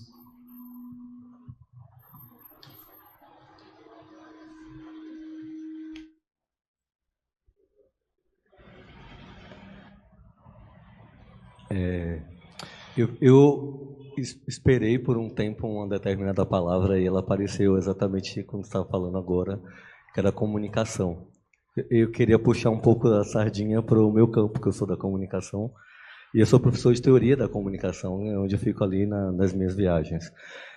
No início da sua fala, Iago, você falou sobre algo que existe, que é sentido por todo mundo, e você citou a ideia do climão.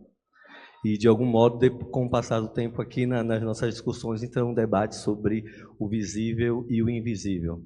E me veio em mente uma percepção de uma dimensão que seria quase que seria uma ideia atmosférica, digamos assim, se a gente fosse pensar que a constituição de uma atmosfera possível do campo da nossa própria existência. Mas, ao mesmo tempo, já que a gente está falando aqui do campo da arte, também da relação entre os nossos corpos e esses objetos ou essas outras materialidades que nos comunicam e comunicam com nós mesmos, sabe? E eu queria muito que você pudesse falar um pouco mais sobre esse lugar dessa atmosfera, porque, de algum modo, me parece que ela é uma estratégia de comunicação que faz com que exista, o que, quando a gente pensa aqui, comunicação, como um laço em que os nossos corpos, com essas outras materialidades, elas realmente se encontram. E eu queria que você pudesse falar, de algum modo, sobre essa coisa que você disse como um climão, e que, de algum modo, aqui eu estou pensando como atmosfera, e que possivelmente possa dar conta desse pai visível e invisível que nós sentimos, de algum modo, né? Tá nisso que... Desculpa, eu não lembro o teu nome, você falou mais cedo. Como? Thaís, que a Thaís falou mais cedo sobre a dimensão do sensível. Me pareceu isso, e aí pensar o sensível como uma estratégia de comunicação, que, de algum modo, a comunicação humana e por aí vai, sabe? Eu fiquei nessa viagem aqui, eu queria poder ouvir mais. Acho que a Denise também quer falar sobre. Só para adicionar a sua pergunta, eu queria que você também respondesse a pergunta. Eu acho que a gente pode começar com o Davi. Não, porque eu tinha uma pergunta parecida. Ótimo. Estou pensando como responder, porque eu acho que... Primeiro, eu acho que é uma boa pergunta, sim. Eu acho que pensar em atmosfera, eu acho que faz também sentido dentro do meu trabalho e dentro das coisas que a gente está pensando aqui. Eu sinto que a ideia de pensar a partir de criar uma atmosfera talvez é o que eu faço quando estou fazendo um trabalho. Assim, eu sinto que para o trabalho acontecer, a gente precisa criar um ambiente. Assim, essa atmosfera precisa acontecer. Dentro do trabalho com Alice, a gente diz que a primeira coisa que precisa acontecer, a gente precisa suar. Então, precisa ter uma elevação da temperatura corporal. Esse é o primeiro princípio. Assim. Então, não dá para fazer nada sem que isso possa acontecer de cara. E tem outras coisas que aparecem também no trabalho, que talvez seja... embora o trabalho ele tenha uma regra, tem uma coisa... Enfim, alguma coisa que tem um script, mas a gente nunca sabe quando acontece, e quando acontece, a gente precisa decidir junto se a gente vai ou não. Porque também a gente pode não decidir não ir agora, no momento que a gente precisa avançar. Assim. Eu sei que estou falando de coisas que vocês não viram, pode ser meio abstrato, mas, enfim, talvez seja esse o exercício aqui. Então, dentro do trabalho tem algumas outras estratégias, que a primeira é o suar, o segundo é decidir o tempo inteiro junto qual vai ser a próxima coisa que se revela no trabalho. E a terceira, que é obrigar o público de uma maneira a estar presente nisso tudo. Eu acho que meu trabalho também cria um tipo de atmosfera, que é um tipo, alguma coisa, é sentir que alguma coisa vai acontecer, tipo, porque a gente está ali também com o público oferecendo possibilidades, assim, e qualquer coisa pode acontecer, tanto do nosso lado quanto de quem está assistindo o trabalho, como muitas coisas já aconteceram. Mas eu acho que essa coisa de criar uma atmosfera é interessante, porque eu sinto que o trabalho ele cria um ar possível, sei lá, o nosso CO2, não sei o que se é o gás carbônico, se é o oxigênio, eu não sei, tipo, eu acho que alguma coisa fica mais densa em algum momento, alguma coisa fica mais rarefeita, alguma coisa é possível, às vezes é impossível, mas eu sinto que o trabalho ele vai criando essas densidades, assim. Mas sobre a coisa do sensível, que a gente estava falando um pouco mais cedo, sobre o invisível e tal, também acho que é uma coisa que aparece na minha prática.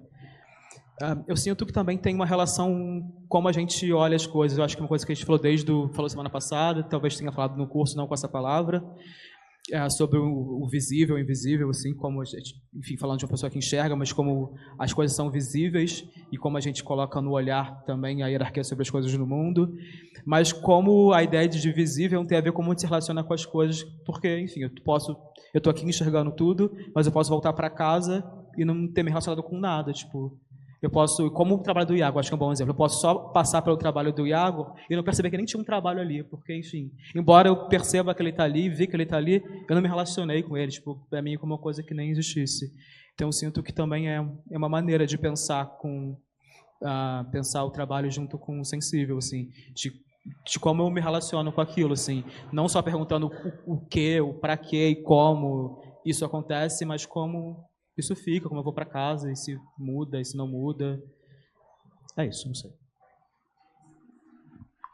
Eu amo quando o Davi começa a falar dessas premissas, enfim, como o trabalho precisa começar, porque é uma dimensão do visível tão rica de você pensar, né? Porque é uma dimensão química, basicamente, né? Quando ele fala sobre, a gente, antes de tudo, eu olho se a gente precisa suar, assim, mas essa produção de calor como um lugar de transformação da matéria direta, assim, para mim é muito bonito, porque ele já está necessariamente ligado, por exemplo, ao fato de você entrar num espaço positivo e se ele tem ar-condicionado ou se ele não tem ar-condicionado, por exemplo.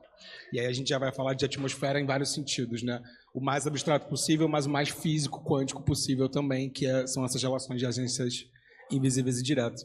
E nesse sentido, eu acho que tem um pouco do que o Davi também falou, essa coisa de você, às vezes você precisa estar aberto para determinados trabalhos, mas tem uma coisa que eu tento produzir no meu trabalho, que eu nem sei se às vezes eu consigo, às vezes eu não consigo, mas que é criar um pouco, talvez, o que seria uma outra atmosfera de atenção. Tem uma imagem que me vem muito na cabeça, assim, desde muito pequeno, assim, que é uma coisa que sempre chama atenção, que é um cachorro de rua. Quando você vai olhar, assim, o cachorro de rua, ele está andando, está fazendo várias coisas, do nada ele para. Ele para e ele levanta a orelha, ele levanta o rabo, ele fica à espreita de uma coisa, à espera de uma coisa que, na verdade, não chega. Mas existe uma coisa nesse exercício de atenção desse cachorro, nesse momento que você vai olhar, ou talvez não olhar, mas começar a perceber tudo aquilo que rodeia a gente, tudo aquilo que também, de alguma maneira, tenta se comunicar com a gente, ou que pode abrir aberturas para outros pensamentos, assim. E aí eu acho que no meu trabalho eu tento me aproximar dessa construção de atmosfera, por exemplo, uma construção de atenção onde essa atmosfera do invisível talvez seja você entrando no tremor e simplesmente indo cruzar o espaço e aí você se depara com essa vibração e em algum momento você para ali e fica ali. E quem te vê do lado de fora também não entende direito o que está acontecendo, mas você está ali, olhando. Como foi o caso de uma senhora muito fofa, que ela estava passando, ela ficou tipo uns 5 minutos olhando para o chão, tentando entender o que estava acontecendo, e não chegava, assim. Mas eu tô falando sobre esse estado de alerta do cão, porque eu acho que é ele, por exemplo, que ajuda a perceber o que seriam essas densidades invisíveis, o que são essas coisas que constituem os contextos que a gente vive, né? Os contextos políticos, econômicos que a gente vive, e como esses contextos são formados, como essas densidades começam a agenciar dentro desses lugares que a gente habita, assim. Então, não sei se eu te respondi necessariamente, mas eu queria te dizer que essa relação, ela para mim é muito, muito real, assim, de pensar essa constituição de atmosfera, pensar como a gente se relaciona com essas densidades e como elas modificam as nossas ações aqui. Enfim, acho que tá tudo ali extremamente imbricado, assim.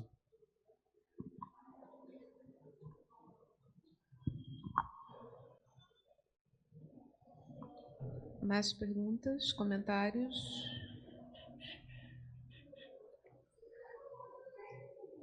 Oi?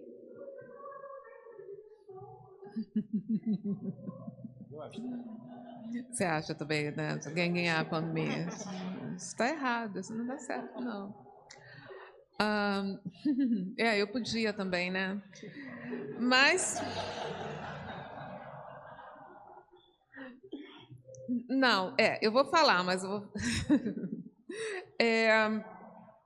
Então, tem o sensível, né?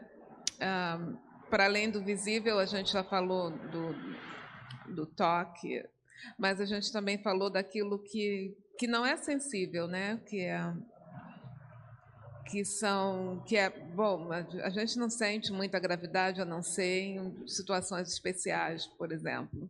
Mas a gravidade é do espaço-tempo, mas que foi também o título da nossa conversa, que era matéria escura, né? Então, que é a coisa que me interessa também, né? Para além do sensível, né? Se a gente leva em consideração essas dimensões de existência que não dá para ver, não dá para tocar, mas que está lá. Nós estamos o tempo todo nos tornando outras, né?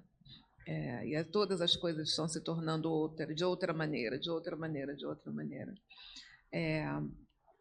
Então, né, para além de tudo isso que já foi dito sobre isso, também tem esse outro lado, o imperceptível, uma existência.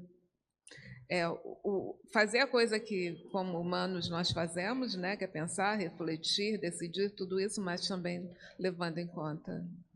Eu acho que teria outras coisas se tornariam possíveis. Não sei o quê, mas eu acho que também. Então é isso. Mais alguém?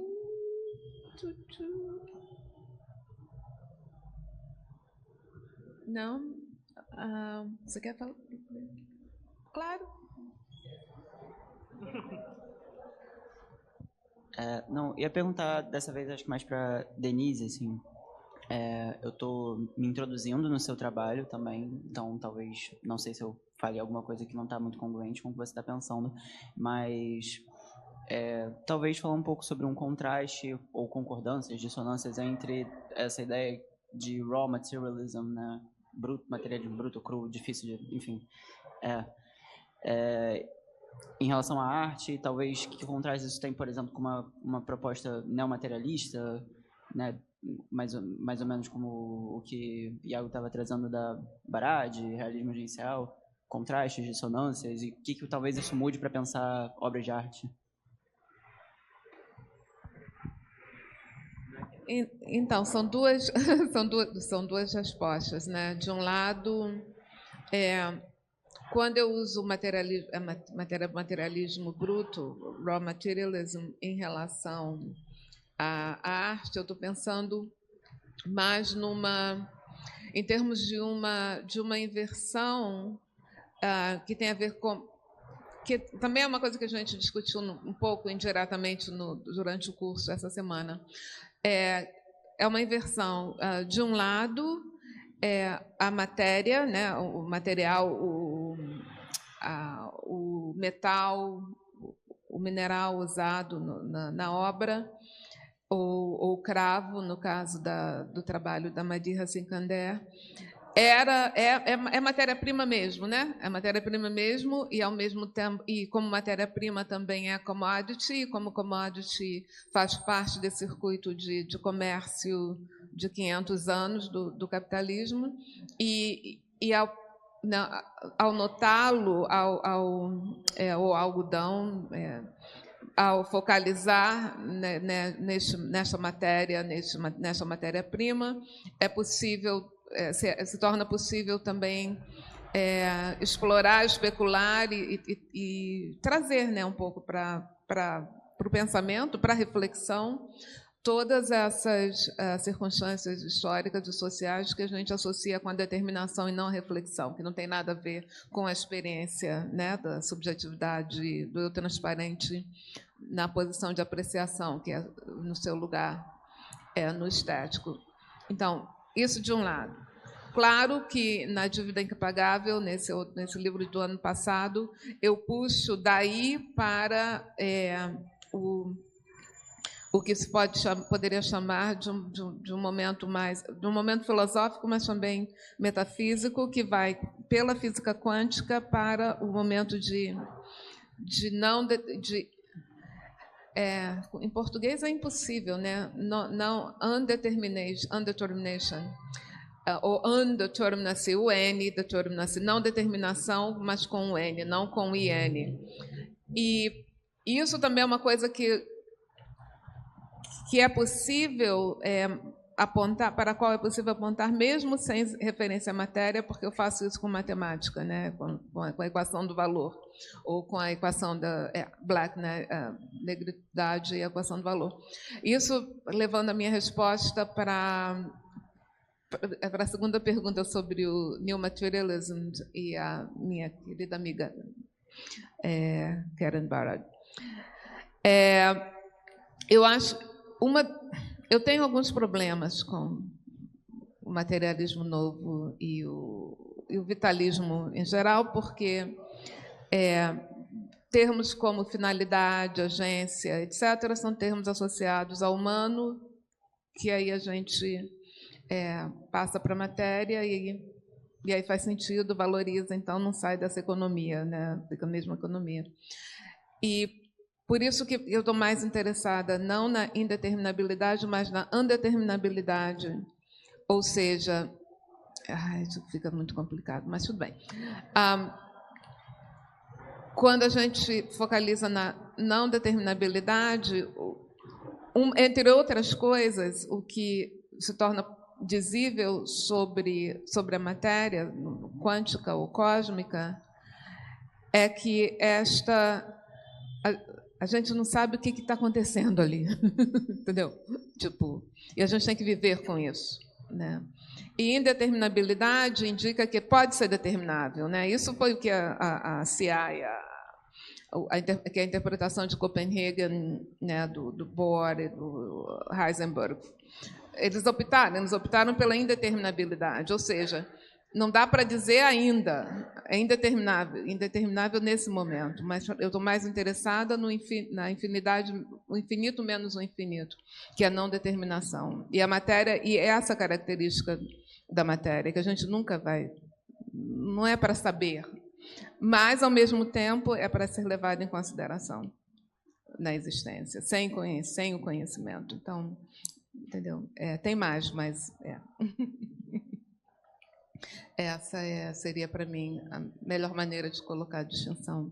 E isso, mas eu posso reconectar com a primeira pergunta. Então, matéria, né, tem toda essa esse, como é que se fala, essa range, esse leque, esse espectro, né, que a gente pode ativar no pensamento, mas não para recapturar alguma coisa, mas, na verdade, para renunciar, né? Mais a possibilidade da renúncia, que eu acho que a continuidade do gesto nos passa um pouco essa renúncia, né? Se a obra está lá, né? Existe daquele jeito, então a artista tem também seu lugar limitado na situação.